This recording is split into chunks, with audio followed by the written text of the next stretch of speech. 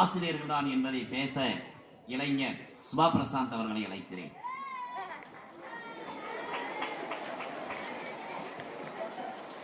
வங்க கடலாடி வான்பொதியில் நடமாடி எங்கும் விளையாடி உயர்ந்தோங்கும் என் மங்கா தமிழுக்கு என் முதல் வணக்கங்களை கூறிக்கொண்டு, சிங்க நடையில் சிங்கார தென்றல் நடையில் பொங்கு தமிழ் நடையில் பூவையரின் மென்னடையில் இந்த பள்ளியின் இணை செயலர் ஐயா அவர்களுக்கும் அனைத்து நிர்வாக குழு உறுப்பினர் அவர்களுக்கும் இருபால் ஆசிரிய பெருமக்களுக்கும் என் இளம் சிங்கங்களுக்கும் என் முதற்கண் வணக்கங்களை கூறிக்கொண்டு,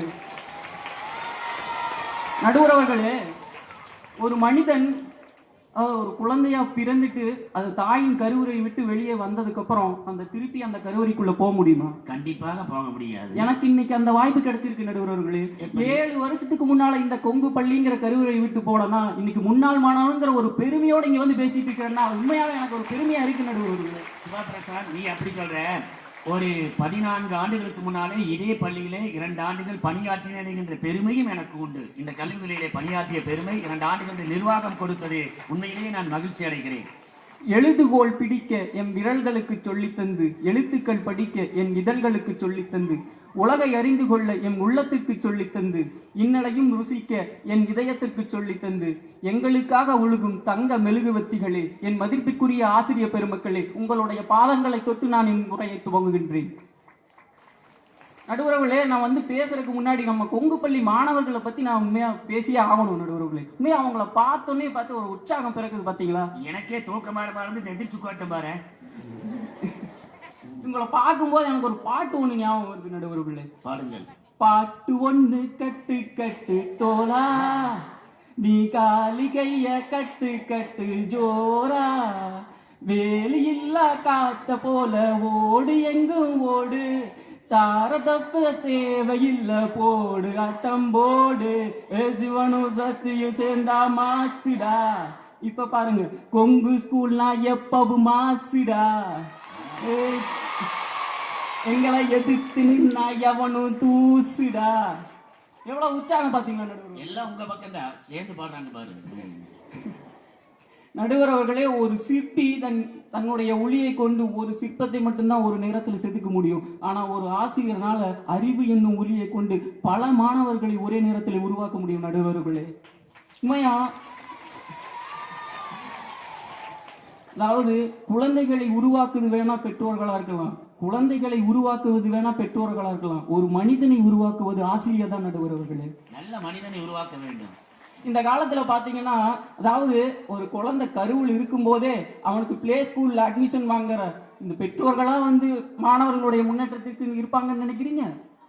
ஆசிரியர்கள் தான்.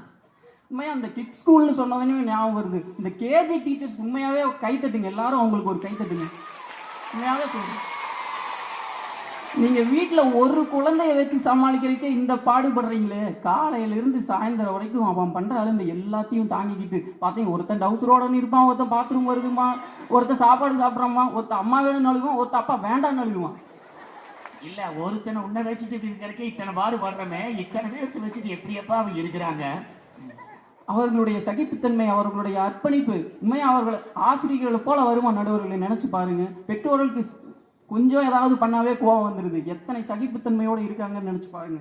அடுத்ததா பார்த்தீங்கன்னா, ஆசிரியர்கள் மாணவர்கள் உறவு, அதாவது எத்தனையோ உறவுகள், சொந்தங்கள், பந்தங்கள் இருந்தாலும் அந்த ஆசிரியர் மாணவர் உறவுங்கிறது எவ்வளவு பெரிய உன்னதமான ஒண்ணு.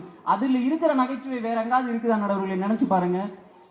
உண்மையாவே அன்னைக்கு ஒரு பையன் கேட்டானா சாரை பார்த்து, சார் பொண்ணுக்கும் எக்ஸாம் பேப்பருக்கும் என்ன சார் ஒற்றுமை அப்படின்னு கேட்டானா. நடுவர்களே, உங்களுக்கு தெரியுமா?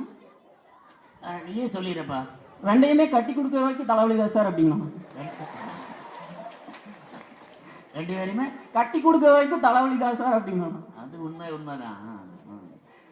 இதை விட பார்த்தீங்கன்னா, நானும் ரவிக்குமார் சாரும் அனுபவிச்ச ஒரு நகைச்சுவை என்னன்னா, நான் 10ஆம் வகுப்பு படிக்கின்ற பொழுது முட்டுக்கட்டை அப்படிங்கிற சொல்லுக்கு ஒரு வாக்கியம் எழுதணும்.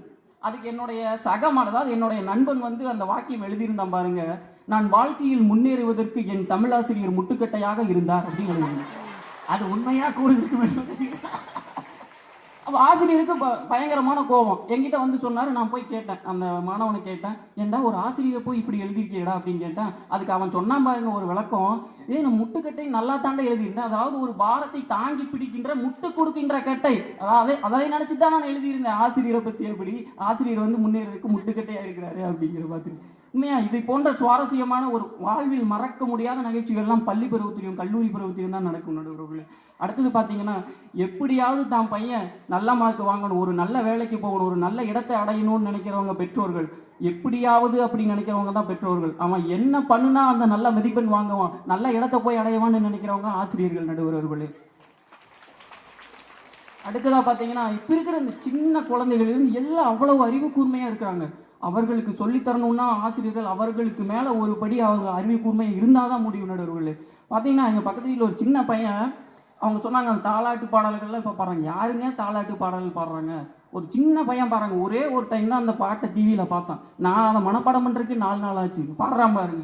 டங்காமரு ஊதாரி குத்துக்கு நாடி நாரி விட்டெடுத்து கோடு போட்டேன், கோடு மேலே ரோடு போட்டேன், ரோடு மேலே ஆட்டம் போட்டேன், ஆட்டம் போட்டு ஆளை போட்டேன், மூஞ்ச கல்வி நாளாச்சு, என்னென்னமோ பாடுற நடுவர்களே. உண்மையாகவே அந்த கடைசி வரியில் உண்மையாக பாடுவான் பாருங்க நடுவர்களே. அதால் உதாட்டில் நாளா ஆகிட்ட, ஒரு சிட்டா கையா போட்டு நல்லா வேலை வாங்கிட்ட, அப்பனண்டாலே இல்லை சோல ஆகிட்ட, ஒரு இப்ப போல எப்ப இல்லை ரொம்ப மாறிட்ட. உங்களால பாட முடியும் நடுவர்களே? நான் பாடிட்டு இங்கே உட்காந்துருக்கிறேன். அடுத்ததா பாத்தீங்கன்னா, இந்த நிறைய வீடுகளில் நடக்கும், பெற்றோர்கள் இந்த ஒப்பிடுவாங்க, கம்பேர் பண்ணுவாங்க.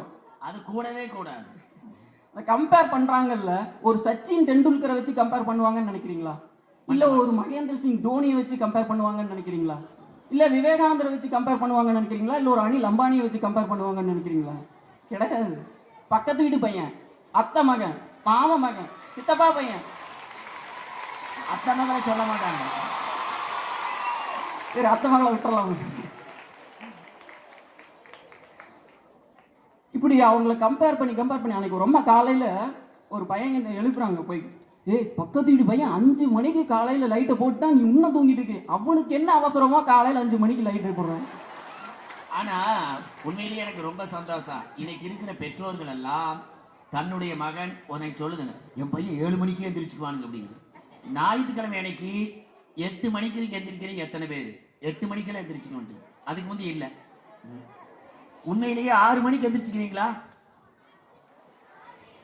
சூரிய உதயத்தை பார்க்காத உத்தம புத்தவர்கள் இந்திய நாட்டில் எத்தனையோ பேர் இருக்கிறார்கள். ஆனா நீங்க பரவாயில்ல, உண்மையிலே இந்த கொங்கு ஸ்கூல்ல 5-6 மணிக்கு எந்திரிக்கிற இந்த தெய்வங்களை நான் வணங்குகிறேன். நடுவர்களே, அவர்கள் சொன்னாங்க, பெற்றோர்கள் வந்து ரத்தம் சிந்தி தன்னுடைய வியர்வை சிந்தி அவர் பள்ளிக்கு வந்து ஃபீஸ் கட்டி குழந்தைய படிக்க வைக்கிறாங்க அப்படிங்கிறது. படிக்க வைக்கிறாங்க, நான் ஒத்துக்கிறேன். அதுக்கு பிரதிபலினை எதிர்பார்த்து தானே படிக்க வைக்கிறாங்க. இப்போ ஒரு பொறியியல் கல்லூரியில் ஒரு மாணவனை சேர்த்துறான்னு வைங்க, 4 வருஷம் அவனை முதலீடு செய்திருக்கிறாங்கன்னு தான் அர்த்தம். அந்த 4 வருஷம் கழிச்சு அவன் வந்து அவங்களுக்கு திருப்பி கொடுக்கணும். அப்படி அவன் திருப்பி கொடுக்கும்போது ஒரு நல்ல நிலையில் அடையும் போது அவங்க பெற்றோர்களும் சேர்ந்து தானே அந்த வசதி வாய்ப்புகளை அனுபவிக்கிறாங்க. ஆனால் சொல்லி கொடுத்த ஆசிரியர்கள் பாருங்க, நம்ம படிச்சுட்டு ஒரு டாக்டராவோ இன்ஜினியராவோ ஒரு பைலட்டாவோ ஏன் இந்த நாட்டின் பிரதம மந்திரியாவோ கூட ஆயிட்டு போய் திரும்பி நின்று பார்த்தீங்கன்னா உங்களுக்கு சொல்லி கொடுத்த ஆசிரியர்கள் அதே நிலைமையில தான் உங்களோட இளைய மாணவர்களுக்கு சொல்லி கொடுத்துட்டு இருப்பாங்க. இப்படி ஒரு அர்ப்பணிப்பு, இப்படி ஒரு மனப்பான்மை வந்து ஆசிரியர்களிடத்தில் தான் இருக்குது நடுவர்களே. இறுதியா நான் வந்து ஒன்று சொல்லிக்கிறேன். நான் வந்து இப்போ ஒரு இளங்கலை பட்டம் முடிச்சு இப்போ முதுகலை பட்டம் பண்ணிக்கிட்டு இருக்கேன் அப்படின்னா, எனக்கு இங்கே ஆர்பி ஜெயின் மிஸ்ஸில் தொடங்கி ரேணுகா மிஸ்ஸில் தொடங்கி எனக்கு 12ஆம் வகுப்பு எடுத்த ஜோதிமாரி சார், முத்து சுப்பிரமணியம் சார் வரைக்கும் அத்துணை ஆசிரியர்களுடைய பங்களிப்பும் வழிகாட்டுதலும் இதில் இருக்குது. உண்மையாகவே நடுவர்களே, உண்மையாக நான் ஒரு கேம்பஸ் இன்டர்வியூவில் போய் நான் இங்கிலீஷ் நல்லா பேசுகிறேன்னா அதுக்கு கலாராணி மிஸ்ஸினுடைய வழிகாட்டுதல் எனக்கு இருக்குது. நான் இங்கே வந்து ஒரு பட்டிமன்ற மேடையில் நான் நல்லா பேசிகிட்டு இருக்கேன்னா அதுக்கு ரவிக்குமார் சாருடைய வழிகாட்டுதல் ஊக்குவித்தலும் நல்லா இருக்குது. அதுக்காக பெற்றவர்கள் உன்னை ஊக்குவிக்கலையான்னு கேட்கலாம். நான் ஒன்னே ஒன்று புரிகிற மாதிரி சுருக்கமாக சொல்லி முடிக்கிறேன் நடுவர்களே. அதாவது பெற்றோர்கள் இந்த வழியில தான் போகணும்னு காட்டிடுவாங்க.